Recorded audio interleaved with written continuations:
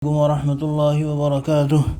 الحمد لله نحمده ونستعينه ونستغفره به ونؤمن به ونتوكل عليه ونعوذ بالله من شرور أنفسنا ومن سيئات أعمالنا. من يهده الله فلا مضل له ومن يضلله فلا هادي له.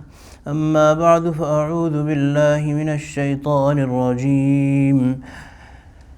بسم الله الرحمن الرحيم. والعصر إن الإنسان لفي خسر إلا الذين آمنوا وعملوا الصالحات وتواصوا بالحق وتواصوا بالصبر. صدق الله العظيم وبلغنا رسوله النبي الكريم ونحن على ذلك من الشاهدين والشاكرين والحمد لله رب العالمين. My dear respected listeners, since the past few weeks the discussion about the meanings and explanation and the message that Allah subhanahu wa ta'ala wants to give to humanity in this brief surah called Surah Al-Asr is going on, and today inshallah we intend to complete the discussion about the first quality that Allah subhanahu wa ta'ala has mentioned out of four, about which Allah subhanahu wa ta'ala has said that all human beings are at a loss and in total misfortune if they do not have all four of these. The first quality is that we have to have belief. Iman has to be there. And we had been talking about articles of faith, those things that Sayyidina Jibreel alayhi salam, before the completion of the visible life of the Prophet sallallahu alayhi wasallam, Sayyidina Jibreel alayhi salam came and in the words of the Prophet sallallahu alayhi wasallam, more or less revised the deen for the Sahaba and for the whole Ummah in fact. So when Jibreel alayhi salam asked the Prophet sallallahu alayhi wasallam about what is this Iman, the Prophet sallallahu alayhi wasallam mentioned a few things. A few of those we mentioned in the past 2 weeks.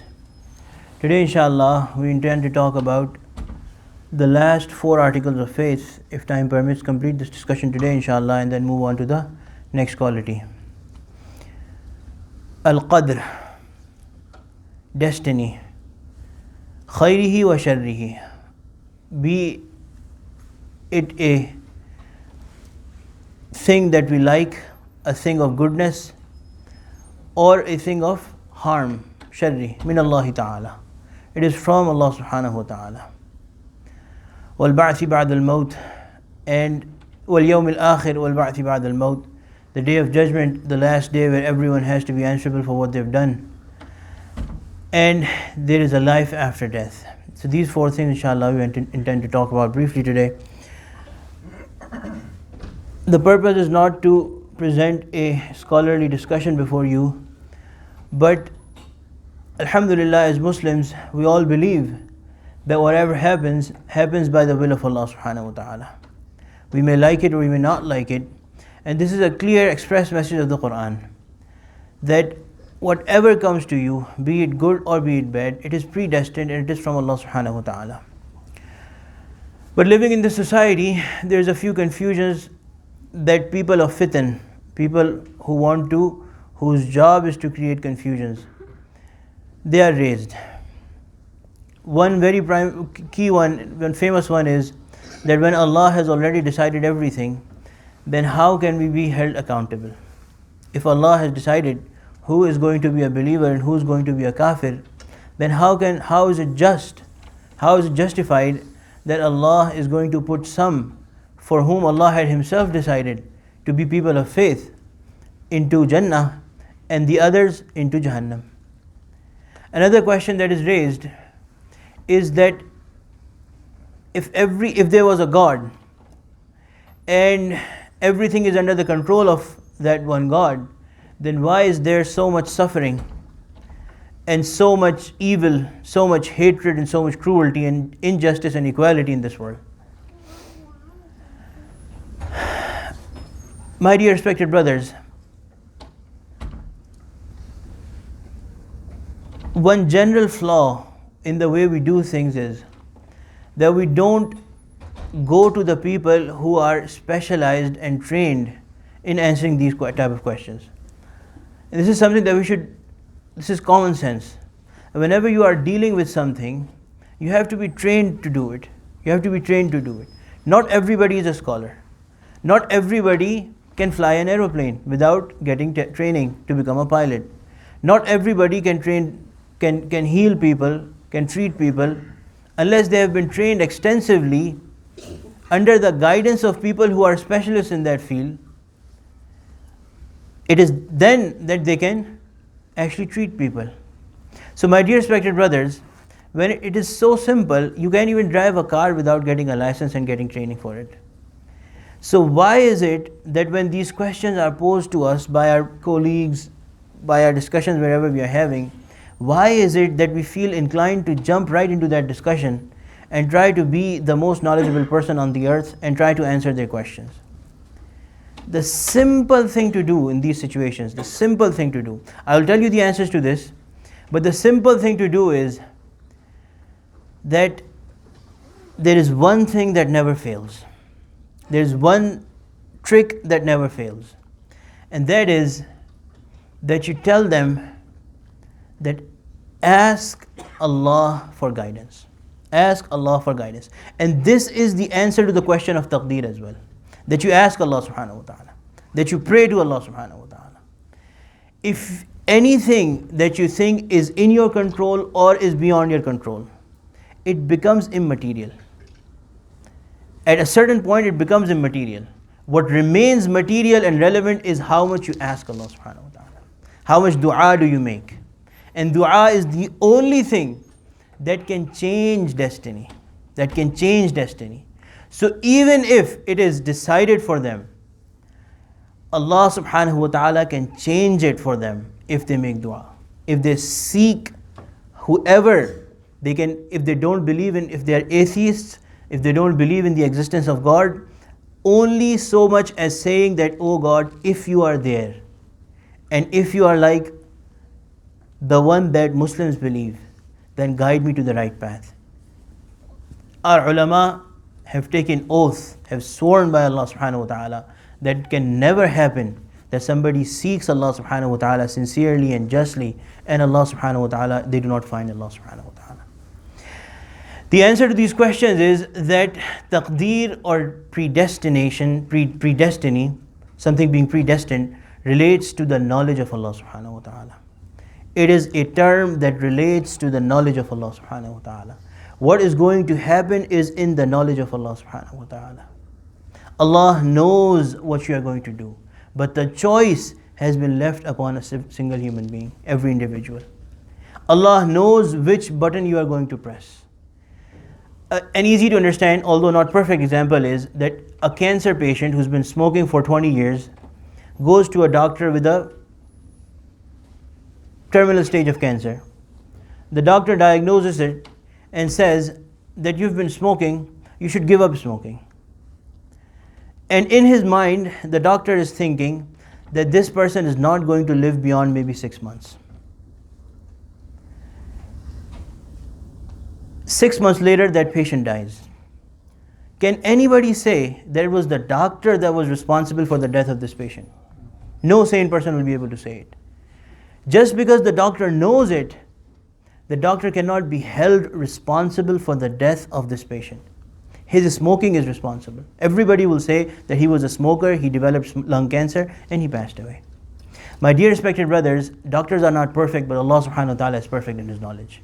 This example is not perfect, and there can be no example for Allah subhanahu wa ta'ala, but know it that the knowledge of Allah subhanahu wa ta'ala is perfect. Allah subhanahu wa ta'ala knows what choice you are going to pick, but the choice is ultimately yours.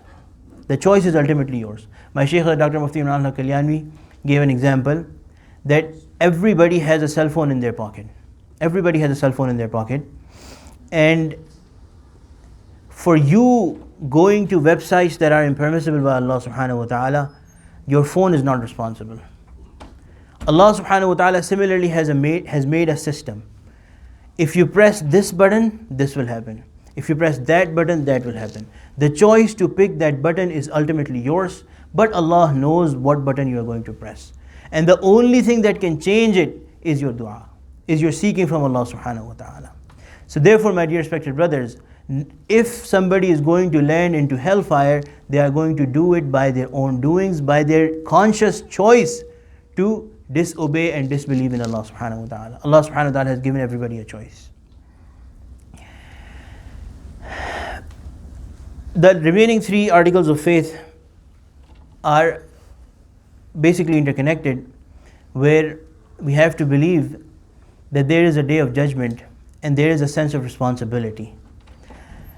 And if you take this sense of responsibility and being answerable and being held accountable for what you are doing right now, then the basis of deen and the basis of all morality is destroyed, is gone. So those people who say that we are the beloved of Allah, those religions that teach that you are the beloved of Allah and you will not be held accountable for what you are doing, or those religions that teach that God Himself has sacrificed Himself for your salvation. If you only think briefly, this is such an illogical claim. Because if you take that notion of being responsible and being held accountable and getting punishment for what you are doing in this world, if you take that concept away, then there is no basis for morality. There is no basis for somebody being good. Nobody is good. All of us have animals hidden within us. And those animals are kept in control by our aql, by our logic, by our wisdom, by the wisdom that has recognized Allah subhanahu wa ta'ala, and therefore out of fear of Allah subhanahu wa ta'ala holds us back from disobedience to Allah subhanahu wa ta'ala. This is the difference between animals and human beings. That animals have no, the Prophet sallallahu alaihi wasallam has said that if animals learn about their death and what is only about their death, you will not find any meat on the animals. They will starve themselves out of fear. So this is because they do not know they are living happily. And if a human being is living happily, they are ulaika, if they are living, if they are not recognizing the fact that they are going to stand before Allah subhanahu wa ta'ala, ulaika kal an'ami bal hum adall, the language of the Quran, that they are like cattle but worse. So my dear respected brothers, this concept of being answerable is at the core of Islam, the core of deen, at the core of all humanity, all morality. Those people who say that humanity dictates goodness or humanity dictates morals, it's an utterly false belief. Utterly false belief. Because if only humanity and the laws of the land would dictate goodness, then when you are in private, when you are sure that there is nobody stronger than you, which is the state with most strong governments of the present day, when they know that there is nobody stronger than you, then they will hold no morals. What is happening in China? Their economy is so strong that they don't care about anybody. They are doing the worst treatment that anybody could have seen in humanity to Muslims in Xinjiang. Why? Because there is nobody to stop them. Aren't they humans? They are humans. But they are doing that kind of stuff. So if there is no religion, that those people, we know that they have no religion. They have no religion. If you take religion out of the equation, if you take this notion of being held responsible for what you are doing, then there is no basis for morality. And this, if you follow the commands of Allah subhanahu wa ta'ala and therefore be good. This also explains what is good and what is bad. That which Allah likes is good, and that which Allah dislikes is bad. Our judgment has nothing to do with it. Our intellect and our logic has nothing to do with it. What Allah has commanded in the Quran and what Allah has commanded through the example of the Prophet sallallahu alaihi wasallam and the Sahaba, that is the right thing to do. That is the logical, most intellectual, perfect goodness that we can think of. If that is taken away, then there is no basis for any goodness. And if we are good, the reward is that we will be entered into a place of perfect and everlasting pleasure of Allah subhanahu wa ta'ala. The epitome, the height of it, which of that is that we'll be actually able to see Allah subhanahu wa ta'ala, for which we are dying, for which we are looking for which we are longing ever since we have come into this world. And if we do not fulfill the commands of Allah subhanahu wa ta'ala, we'll be entered into a place that has perfect bodily and spiritual pain. And the biggest pain of hellfire is that there is no hope of ever being able to see or communicate with your Creator. Those punishments that have been mentioned are great, but a major thing is that there is going to be perfect hopelessness in hellfire. There is no hope. There is no hope of ever seeing Allah subhanahu wa ta'ala. And bodily pain and spiritual pain, hopelessness, longing, crying out and not being heard, all of those kinds of punishments are there in the hellfire. May Allah subhanahu wa ta'ala protect us all from it, and may Allah subhanahu wa ta'ala grant us tawfiq to act upon what has been said and what has been heard. Ameen ya Rabbal Alameen. Wa akhiru da'wana alhamdulillahi Rabbil Alameen. Brothers who haven't prayed the sunnah, continue.